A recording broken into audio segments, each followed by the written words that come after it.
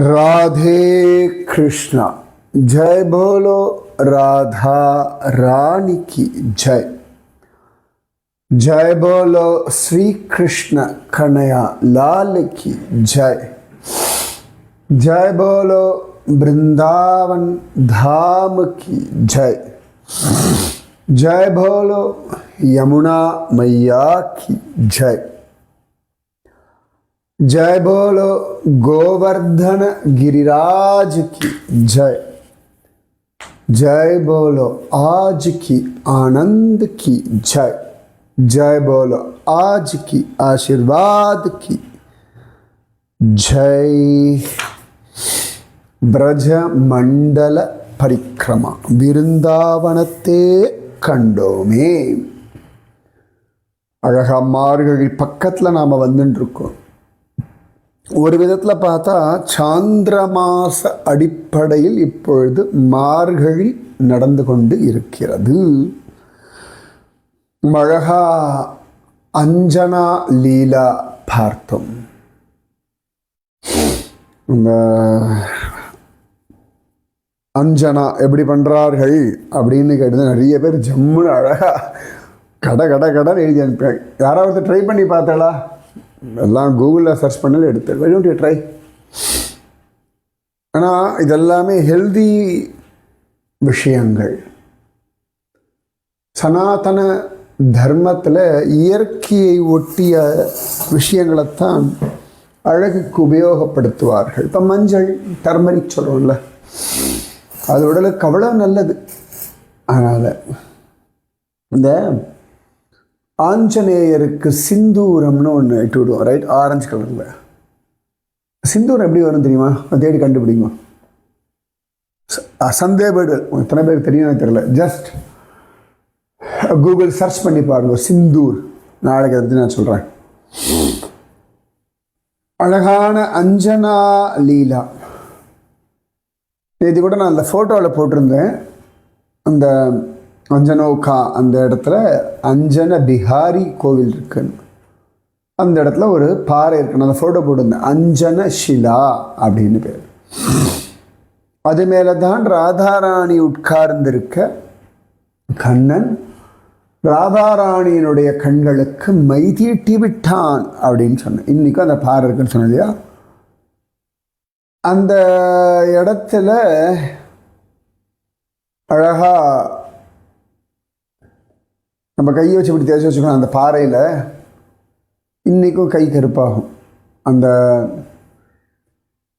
அஞ்சனம் நம்ம தேய்ச்சாச்சுன்னா நம்ம கையிலேயே அந்த மை இட்டா போலவே அந்த மையோட கருப்பு வரும். அதை வச்சு கூட இட்டு பார்க்கணும், போய் பார்க்கணும். நான் இன்னும் பார்த்ததில்லை. அத்தனை விசேஷம். சரியா? கூர்ம புராணப்படி ராதாராணியினுடைய மிக முக்கியமான தோழிகள் ஒருத்தியான விசாகா சகியினுடைய கிராமம் அப்படின்னு இருக்கு. பக்தி ரத்னாகரா அதில் படி பார்த்தா விசாகா பக்கத்தில் அந்த கமாய் அந்த கிராமத்தில் பிறந்தா. கமி அன்னைக்கு கூட சொல்லியிருந்தேன் இல்லையா? அங்கே தான் பிறந்தான்னு இருக்கு. லோக்கல் பிரஜவாசிகள்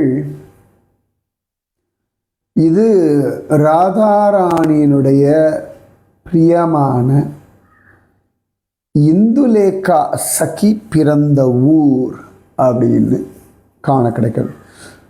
நம்ம ஏற்கனவே பார்த்துட்டோன்னு நினைக்கிறேன், ரைட்? லலிதா பிறந்த ஊர், விசாகா பிறந்த ஊர் எல்லாம் பார்த்துருக்கோம்.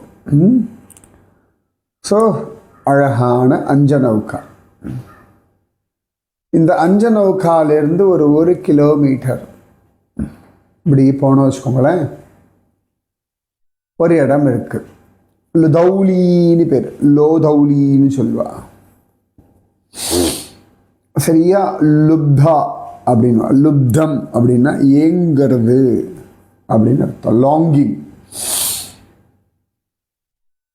இந்த இடத்துல கண்ணனுக்காக இயங்கும் ராதாராணியும் ராதைக்காக இயங்கும் கண்ணனும் ஒருத்தரை சந்திச்சுண்டு ராசலீலை ஆடினார்கள்.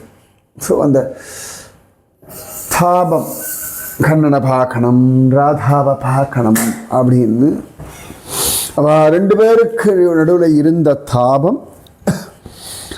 அந்த தாபத்துக்காக லலிதா அவர்கள் இருவரையும் சந்திக்க ஏற்பாடு பண்ண ஒரு இடம் இந்த லுதௌலி. குருக்ஷேத்திர யுத்தத்துக்கு அப்புறமா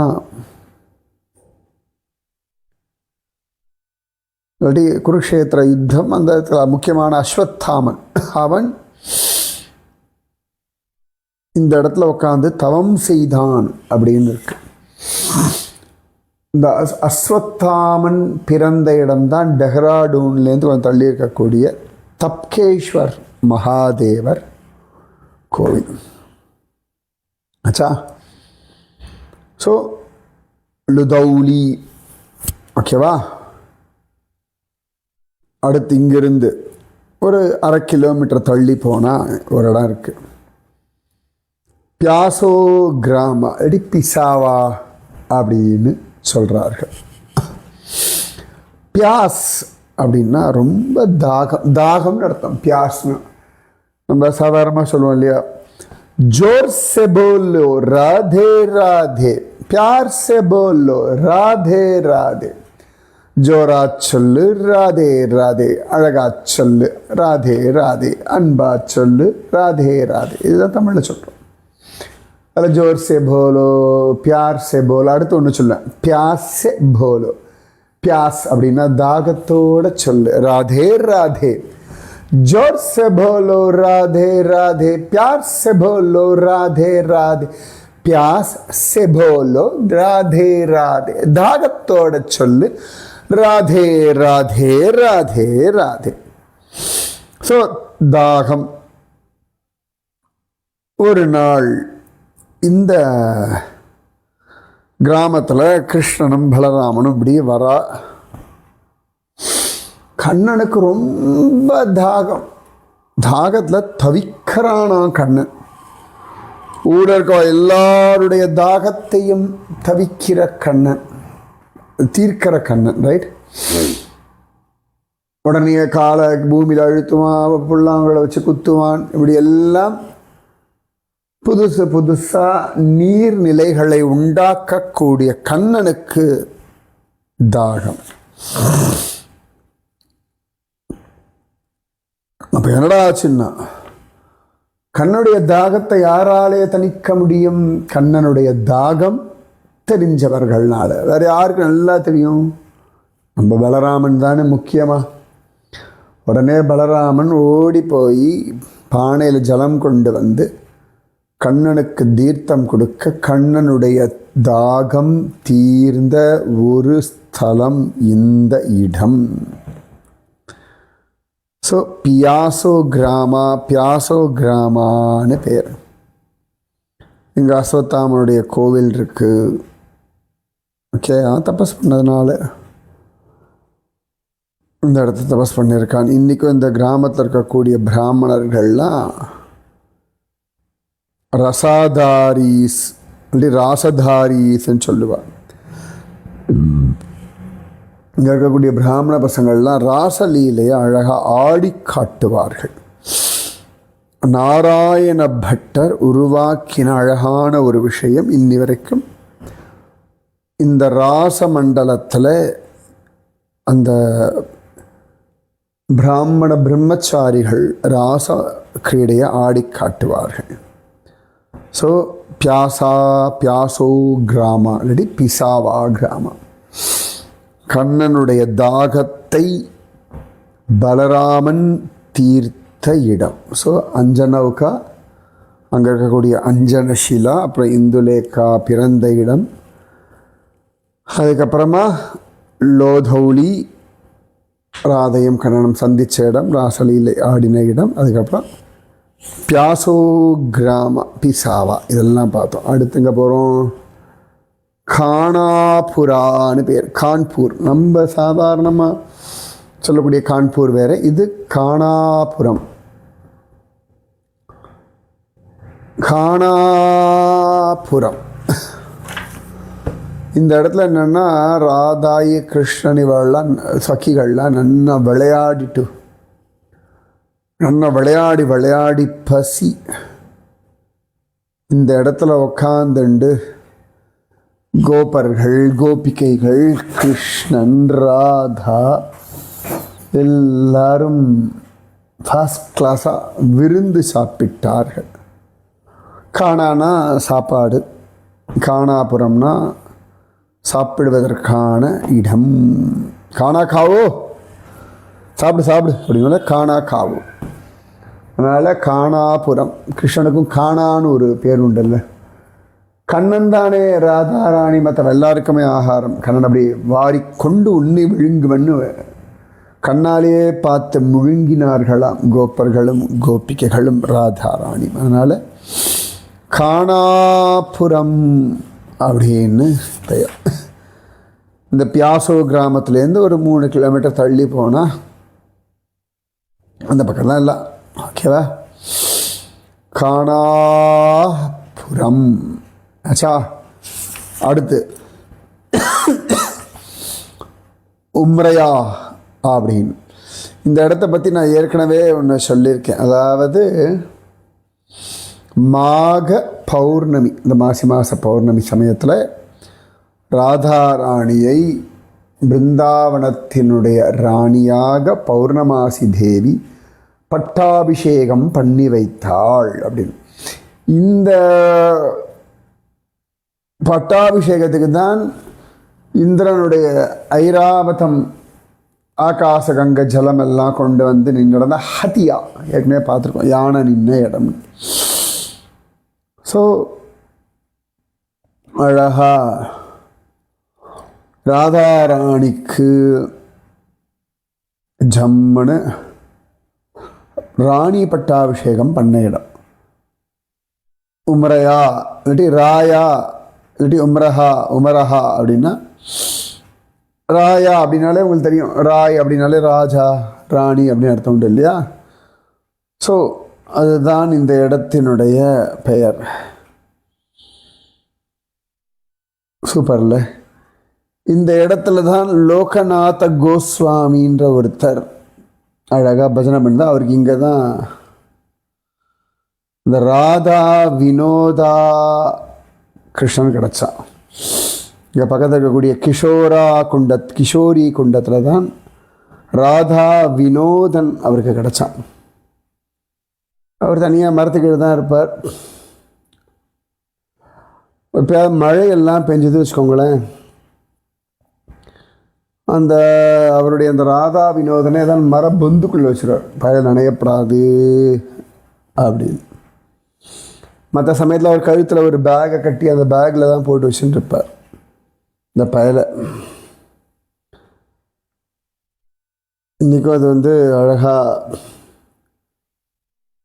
ஜோரா ஜெய்ப்பூரில் இருக்குது. யார்? இந்த ராதா வினோதன். இங்கே பக்கத்தில் இருக்கக்கூடியது தான் கிஷோரி குண்டம்னு பேர். கிஷோரி அப்படின்னா வேறு யார்? கிஷோரி நந்த கிஷோர் ரிஷபானு கிஷோரி. அவ்வளவு அழகாக இந்த இடத்துல தான் ஆனந்தமாக நாமஜபம் எல்லாம் பண்ணிண்டு சௌக்கியமாக இருந்தார் நம்முடைய லோகநாத கோஸ்வாமி. தன்னை மறந்து ஆடி பாடி ஆனந்தத்தில் தழைச்ச இடம் இந்த உம்ரையா. இந்த இடத்துல இருந்து தள்ளி போனால் வச்சுக்கோங்க, 4 கிலோமீட்டர் தள்ளி போனால் ஒரு இடம் இருக்குது, ரணபாடின்னு சொல்வா, இல்லாட்டி ரன்வாரின்னு சொல்வா. ரணபூமின்னா யுத்தம்னு அர்த்தம். கிருஷ்ணனை கூட துவாரகாதீசனை சொல்லும் பொழுது ரன்சோட்ராய் அப்படின்னு சொல்கிறது உண்டு. ரணபாடி. இங்கே தான் ராதையும் கண்ணனும் கோபிகைகளும் கோப்பர்களும் ஹோலி விளையாடினான்.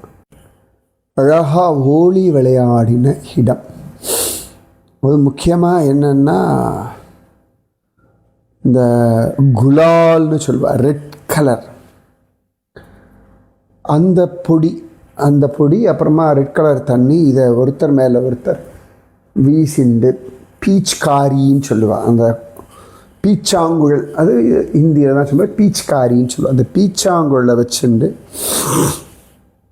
சிவப்பு கலர் தண்ணீரை எல்லாம் ஒருத்தர் மேலே அடிச்சுண்டு இந்த குலால் பவுடர், அந்த ரோஸ் பிங்க் அந்த மாதிரி கலர் இருக்கக்கூடிய இந்த குலால் பவுடரையும் அழகாக வீசின்று விளையாடின இடம்.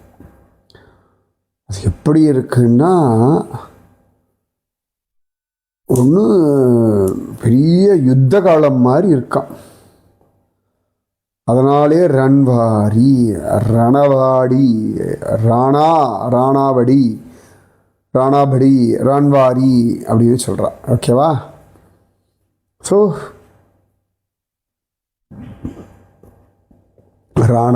ராணாபடி, ராணாவரி. ஸோ பியாசோ கிராமா, அஞ்சனா ஷிலா பார்த்தோம், லோதோளி பார்த்தோம், பிசாவா கிராமம் பார்த்தோம், கானாபுரா பார்த்தோம், உம்ரையா பார்த்தோம், ராணபாடி அதை பார்த்துட்டோம். அடுத்தது சத்ரவன, சதா அப்படின்னு சொல்லுவாள். சத்ரவனம் அழகான இடம் இது. இந்த சத்ரவனத்தில் இந்த கிருஷ்ணனோட பிள்ளைகள்லாம் விளையாடுறா. மதுமங்களன், சுபலன், இவாள்லாம் என்ன பண்ணுறா, அவள்லாம் சேர்ந்துண்டு கிருஷ்ணனை விருந்தாவனத்தின் ராஜா, வனவிஹாரி அப்படின்னு சொல்லி அவனுக்கு பட்டாபிஷேகம் பண்ணுறான். பட்டாபிஷேகம் பண்ணிட்டு இனிமா கிருஷ்ணனோட பர்மிஷன் இல்லாமல் இந்த காட்டுக்குள்ள ஒருத்தரும் பூ பறிக்கப்படாது அப்படின்லாம் தீர்மானம் பண்ணுறான். அப்போ அந்த சமயத்தில் சில கோபிகைகள் விளையாடிட்டு இருக்கும்போது சில கோபிகைகள்லாம் அங்கே பூக்களை எல்லாம் பறிச்சுட்டுருக்கா. கேட்டோன்னே வள கடுப்பாயிட்டா, யாராது அப்படின்னு சொல்லி கடுப்பாய் நேர போய் ராதாராணியின் இடத்துல சொல்லணும்னு வரா. அவன் தான் சத்ரபதியாக அவனை வச்சிருக்கா அப்படின்னு. சத்ரவனத்தில் சத்ரபதினு, நம்ம சிவாஜி மகாராஜாவுக்கு சத்ரபதினு பேர் இருக்குல்லையே, அந்த மாதிரி கிருஷ்ணனுக்கு சத்ரபதினு ஒரு பெயர் இருக்கு. போய் லலிதா தேவி கிட்ட சொல்லிட்டா. ஏன்னா அவளை தான் ஈஸியாக வெறுப்பேற்ற முடியும், ஈஸியாக கோபத்தை வர வைக்க முடியும். உடனே லலிதா, என்ன திமிரு, யார் அது, ராதாராணியினுடைய ராஜ்யத்தில் தன்னுடையதுன்னு கொண்டாடுறது, விடக்கூடாத அவளை அப்படின்னு சொல்லி இந்த ராதாராணி கிட்ட போய் சொல்லணும்னு போறா.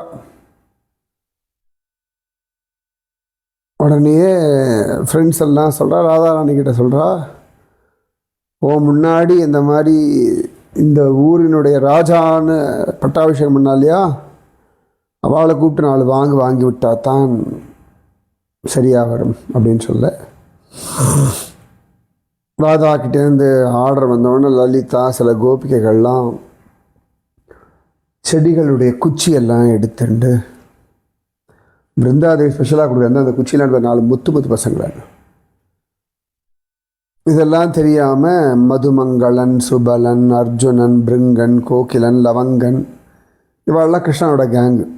இவாளெல்லாம் போய் பக்கத்தில் இருக்க போய் இந்த சத்திரவனம் பக்கத்தில் இருக்கக்கூடிய இடங்களில் போய் பூவெல்லாம் பறிக்க போகும்பொழுது கிருஷ்ணனுக்கு அழகாக மாலை எல்லாம் பண்ணலாம், கிரீடம் எல்லாம் பண்ணலான்னு பார்த்தா ஆயிரக்கணக்கான கோபிகைகள் அந்த இடத்த சூழ்ந்து விட்டா. அவ்வளோதான். இந்த சுபலன் மற்றவா எல்லாம் தப்பிச்சு விட்டா. மாட்டின்றது யாரு? மதுமங்களன். அவ்வளோதான். அவனை பிடிச்சு முத்தி கையை எடுத்து பின்னாடி கட்டி பூ மாலையினால் கயிறையும் கட்டி இழுத்துண்டு தரதரதன் இழுத்துண்டு ராதாராணிக்கிட்ட அழிச்சுட்டு போகிறான். அழிச்சுட்டு போய் ராதாராணின்னா நிற்க வைக்கிறான். என்னடா, யாரை பிருந்தாவனத்தினுடைய ராஜாவா நீ தானே சொன்னாய் இப்படிலாம் கத்தினோன்னு ஊன்னு அழறான். தலையை குனிஞ்சுட்டு சொல்கிறான், எனக்கு என்ன வேணா தண்டனை கொடுக்கலாம்னு நினச்சேன்னா எப்படியும் தண்டனை கொடு, ஆனால் ஒன்றே ஒன்று அப்படி ஒரு தண்டனை கொடு, என் வயிறு ரொம்பபடியான தண்டனையை கொடுன்றான். ராதாராணி சிரிச்சா, அடைச்சே பைத்தியக்காரப்பே, வயிற்றை ரொப்பிக்கிறதே இவனுக்கு வேலையாக போயிருப்பா, இவன் அவனோட ராஜா கிட்ட போட்டான், கையை அழுத்து விடாது துரத்தவன் அப்படின்னு சொல்ல. உடனேயே மதுமங்கலன் கிடுகிடுகிடுன்னு கிருஷ்ணா கிட்ட ஓடினான். அதுக்குள்ளே இந்த பசங்கள்லாம் மற்ற பசங்க தப்பிச்சவங்க கிருஷ்ணகிட்ட வந்து, கிருஷ்ணா அப்படிலாம் நடந்தது, ரொம்ப அநியாயம் பண்ணுறா அப்படியெல்லாம் சொல்லிட்டு இருக்கும்போது ஓடி வந்து சொல்கிறான், கிருஷ்ணா பாரி கையெல்லாம் கட்டி போட்டிருக்கான், இந்த பாரு உன்னை ராஜான்னு சொன்னதுக்கு நான் இந்த பாடுபட்டிருக்கேன், உண்மையை சொல்ல போனோம்னா இதுக்கெல்லாம் ராதா ராணி தான் ராணி, ஒன்றும் பண்ண முடியாது.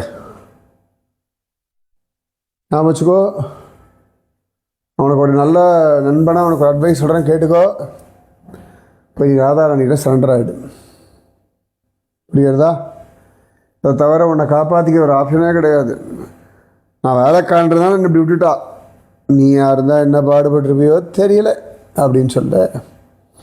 ஓகே, நீ என்னுடைய சிஷ்யன், பிராமண சிஷ்யன், விஷயம் தெரிஞ்சவன், நீ சொல்ல அப்படியே கேட்குறேன் அப்படின்னு சொல்லி, மதுமங்களா என்னால் இவ்வளோ பெரிய கஷ்டம் அனுபவிச்சே மன்னிச்சுடுறா அப்படின்னு நான் கண்ணன் கதறான். மதுமங்களா, சே கிருஷ்ணா அப்படிலாம் சொல்லாதரா, உனக்காக என்ன வேணா பண்ணிப்பான்டா, கவலை இல்லை, வா வா அப்படின்னு சொல்லி கிருஷ்ணனை பிடிச்சி இழுத்துட்டு போய் உம்ரையாக்க போனால் அங்கே ராதா ராணி அப்படி ஜம்முன்னு உட்காந்துட்டு இருக்கா. சண்டை போடலாம் வரணும், நம்மாள் ராதாராணி இப்படிலாம் இருக்கான்னு கேள்விப்பட்டான்னு அதை பார்க்கணும் ஆசையாக வந்துட்டான். ராதாராணிக்கு இவனை பார்த்த உடனே வெக்கம் எல்லாம் வந்துடுத்து.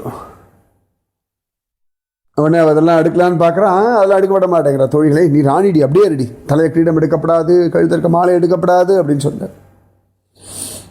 கிருஷ்ணனுக்கு அப்படியே மேனி சிலிர்த்தபடி அழகாக இருக்கா. அவள் கண்ணும் கண்ணமும் மூக்கும் உதடும் காதும் கழுத்தும் திருவடிகளும் தலைமுடியும் அலங்காரமும் அடா அடா அடா அடா அடா என்ன அழகு அப்படின்னு மயங்கி போக, உடனே மதுமங்கலன் ராதையும் கிருஷ்ணனையும் பக்கத்தில் உட்கார வைக்க முடியாது ஏற்பாடு பண்ணிட்டான். சொல்லிட்டு ராதாராணி கிட்ட சொல்கிறான், இதுபார் ராதா, ஹே ராணி, இவன் இனி உன்னுடைய வேலைக்காரன், அவன் மேலே உன்னுடைய அதிகாரத்தை நீ காட்டு, புரியுறதா? அவன் இனிமேல் உன்னோட வேலைக்காரன் அப்படின்னு சொல்லி சொன்னிட்டான். சொன்ன உடனே கோபிகளுக்கெல்லாம் பயங்கர குஷியாயிடுது. மதுமங்கலன் ஆஹா குட் பாய் அப்படின்னு சொல்லி மதுமங்கலன் வாயில ஒரு லட்டுவை போட்டார்கள். உடனே லலிதாவையும் கோபிகளையும் பார்த்து கண்ணன் மதுமங்கலன் சொல்கிறான், நீங்கள் ஏதாவது தப்பு பண்ணிட்டு கையெல்லாம் கட்டி போட்டு ரொம்ப அசிங்கப்படுத்திட்டு, ஆனால் அது பாவம் தெரியுமா, ஒரு பிராமணன் இந்த பாடுபடுத்தினது. உங்களுடைய அந்த பாவம் போகிறதுக்கு ஒரே வழிதான், ஒரு 1000 லட்டுலாம் கொடுத்தா அந்த பாபங்கள்லாம் சரியா போயிடும் சொல்ல எல்லாரும் சிரிக்க. ராதையும் கண்ணனும் ஒருத்தரை பார்த்து மயங்கி கிடக்க. இது எல்லாம் நடந்த இடம் சத்ரவனா சலதா அப்படின்னு பெயர். சூப்பர்ல. ஸோ இதெல்லாம் இன்றைக்கி நாம் பார்த்துட்டோம். அஞ்சனஷிலா, லோதௌளி, பியாசோ கிராமா, கானாபுரா, உம்ரையா, ரணபாடி, சத்ரவணா. மீதி விஷயம் நாளைக்கு. ராதே கிருஷ்ணா, ராதே கிருஷ்ணா, கிருஷ்ணா ராதே, ராதே கிருஷ்ணா, கிருஷ்ணா ராதே, ராதே கிருஷ்ணா, கிருஷ்ணா ராதே, ராதே கிருஷ்ணா, கிருஷ்ணா ராதே. जय बोलो राधा रानी की जय, जय बोलो श्री कृष्ण कन्हैया लाल की जय, जय बोलो वृंदावन धाम की जय, जय बोलो यमुना मैया की जय, जय बोलो गोवर्धन गिरिराज की जय, जय बोलो आज की आनंद की जय, जय बोलो आज की आशीर्वाद की जय। राधे कृष्णा।